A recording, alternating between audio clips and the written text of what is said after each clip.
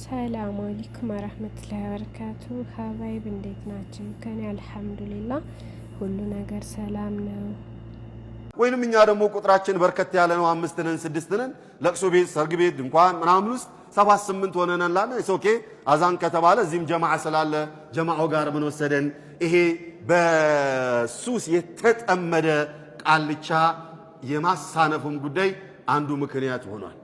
ቃልቻው እየቃመ ስላለ ሰላዋት እያለ ሞቅ እያደረገ ስላለ የዱዓ የተባለ ጀባታ እየቀረበለት ስላለ ያቺ ነገር እንዳትቀዘቅዝና እንዳይበርድ በመስጋት እዚሁ እንስገድ ጀማዓ ሆነናል ምን ችግር አለው ብዙ እኮ ነን ይልና ጀማዓ እዚሁ አሰግዳል። ያንን ያየ በየመንደሩ በየሱቁ በየአካባቢው ጀማዓ መስገድ ይቻላል ግድ የለም ብሎ ደግሞ ይወጣል። አዋሙ የወንድነት መገለጫ መስሎ ይታየናል። ብዙ ወንዶች ይሄ ነው ማንነታቸው። አባት የልጆቹን እናት መናቁ፣ መደብደቡ፣ መስደቡ፣ እሷን ወደ ሥራ አስተማርቶ እሱ ቤት ውስጥ የእሷን እሷ የሰራቸውን እየቃረመና እየለቃቀመ የሚኖርም አለ። አለይሰ ሊ ሐቁን ዐላ አቢ ከማ ለሁ ሐቁን ዐለያ፣ አባቴ እኔ መብት የለኝም እሱ ዘንዳ እሱ እኔ ዘንድ መብት እንዳለው ሁላ 2 3 ያገባል። በሶስቱም እየተቀለበና በእነሱ እየተንደላቀቀ ይኖራል። ያችን እየበደለችኛዋን የበደለ ለአኺር ይሄ ቤቱ ለብሶ ልጆች ላይ ድምፅ ከፍ አድርጎ መጮህ 20 ጊዜ ከመግረፍ የበለጠ አሻራ አለው አእምሯቸው ላይ የሚያሳርፍ። ገና ሳትወልጂው ለልጆችሽ መብታቸው ሊከበርና ሊጠበቅ ሊታሰብበት የሚገባው ገና ሳይወለድ እንኳን ወልዶ መርሳትና ከዛ በኋላ ልጅ በደለኝ ብሎ ማለቃቀስ፣ ልጅ ሰደበኝ ብሎ ማለቃቀስ። አንተ እኔ በደልከው አንተ እኔ ነኝ የበደልከው።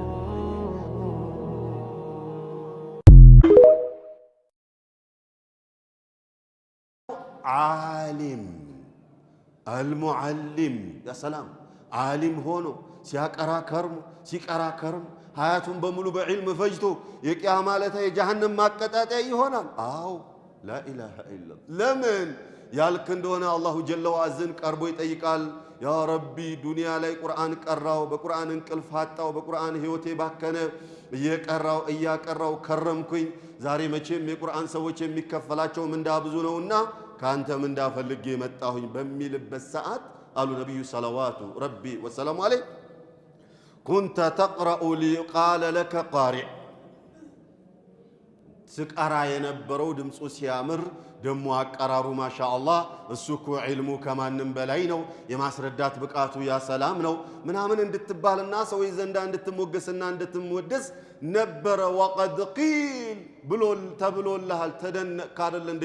ከኔ ምን ትፈልጋለህ? ከኔ የተዘጋጀልህ ናሩ ጀሃነም የእሳት ማቀጣጠያ ነው የምትሆነው ተብሎ ጀሃነም መላእክቶች ይዘውት እንዲሄዱ ይወሰንበትና በአፍጥም ወደ ጀሃነም ይደፋል አሉ። የቂያማ ቀን ስሞች መብዛታቸው የዕለቱን ክብደት ይገልጻል። የዕለቱን ክብደት መግለጹ ከመብዛቱ ጋር አንዱ ሆኖ ጋሺያ የሚለው ቃል ደግሞ እጅጉኑ ከባድ መሆኑን ይገልጻል። አልጋሺያ ማለት አልባሽ ከባቢ፣ ምንም እንዳታስብ ምንም እንዳታይ አይንህንም የምትሸፍን አቅልህንም የምትሸፍን ሁሉንም ነብዩንም ወልዩንም ጣሊሁንም ሳሊሁንም ሁላ አቅሉን ሸፍና ስታበቃ ጭንቀት ውስጥ የምታስገባ አደገኛይቱ አልባሽ የሆነችው ዕለት ወሬ መጣ አይደል አላቸው ነብዩን ሰለዋቱ ረቢ ወሰላሙ ዐለይሂ።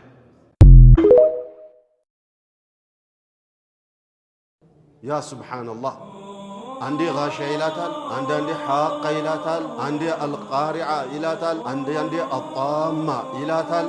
አላሁ ረቡል ዒዘቲ ወልጀላል ወደ 82 ስሞችን ስለ ቂያማ ግን ተሰርቶ ለፍቶ ከንቱ የሚባል ሰው አይተህ ካላለቀስክ በምን ታለቅሳለህ? እሱ እኮ ነው ያስለቅሰኛል። እንግዲያውሳ የጥሙ ብዛት የውሃውን መፍላት እንኳን አያሳውቃቸውም። ግዳቸው ሳያስቡት ውሃ አገኘን ብለው ቱስቃ በቃ ተገደው ይጠጣሉ። ውስጣቸው ያስገድዳቸውና ይጠጣሉ። ግና የጠጡት ውሃ እንደ ውሃ ያገለግላቸውን ወድቃቸውን በሙሉ ብጥስጥስ አድርጎ ያወጣዋል። መኝታ ቤታቸው ወደ ሁረል ዐይኒቱ ወደ ሚስታቸው ነው ሚስቶቻቸው ወደዛ ሊሄዱ ሲፈልጉ አልጋይቱ ተተዋደዑ ለሁም ዝቅ ትልላቸዋለች። አልጋይ ከዚያ እሷ ላይ እርፍ ሲሉባት ይዛቸው ትነጥራለች። ያ ሱብሓነላህ። ጁሙዓ ለታ እቺ ሱራ እንድትቀራ የተፈለገበት ምክንያት ስለ ቂያማ ሰዎች ሰምተው እንዲሄዱ የአላህን ዐዘማ የአላህን ቁድራ አውቀው ተገንዝበው እንዲሄዱ እንዲፈሩት እንዲጠነቀቁት እና የቂያማ ለታ አላህ ፊት ቁሞ መተሳሰብ ስላለብኝ ራሴን ላዘጋጅ ብለው ራሳቸውን መክረው ዘክረው እንዲሄዱ ዘንዳ ነው።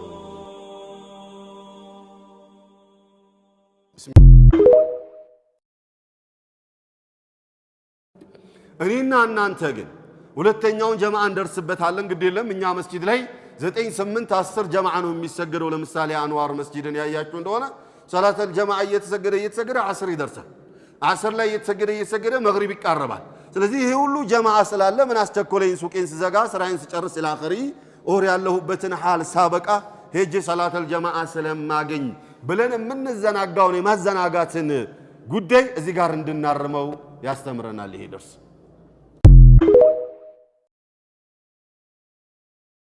ኢስላም ምን ይላል? አባት ልጁን ለመግረፍ ተቆጥቶ ሲያባርረው ቢወድቅ የሚቀጣው የወደቀው አባት ልጅህን ልትገርፈው ሮጥክ ተብሎ ሳይሆን እሱ ሊገርፈው ሲፈልግ ለምን ቆሞ አልተያዘለትምና አልተገረፈለትም? አባትየው እሱን እያሳደደው መንገድ ላይ ወድቋል ተብሎ ደብል ቅጣት ልጁ ይቀጣል። መጀመሪያ ያጠፋው ጥፋትና አሁን አባትየው ለመውደቅ ሰበብ የሆነውን ቅጣት ጭምር ይቀጣል። አባት ስላንተ የኖርኩት ስላንተ የተራብኩት ስላንተ የተጠማሁት ስላንተ የታመምኩት ስላንተ እንቅልፍ ያጣሁት አባት ምን ነው መልካም ጎረቤት እንኳን እኮ ሲጎርስ ያጎርሳል ብታጎርሰኝ። ይህ ለልጃቸው የዚህ ደረጃ የደረሰ ጥግ የሆነ መታዘዝን እንዴት ሊያገኙ ቻሉ? ስለ አባት ሊሰጥ የሚገባው መብት የመጨረሻ የህይወት መስዋዕትነት እንኳን መክፈል ግድ እንደሆነ የሚያሳይ ነው። ከወላጆቻችን ጋር ቦክስ እንጫወታለን እና አይዋጣልን አንተ ሼባ ምናምን ይላል አይደል?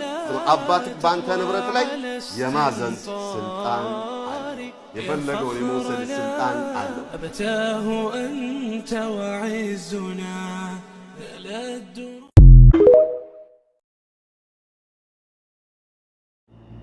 እና ወዶች እየቀጣይ ኢንሻአላህ ሌላ እንደዚህ ኮፒራይት የማያሳዩ ነገሮች እየመጣሉ። እሺ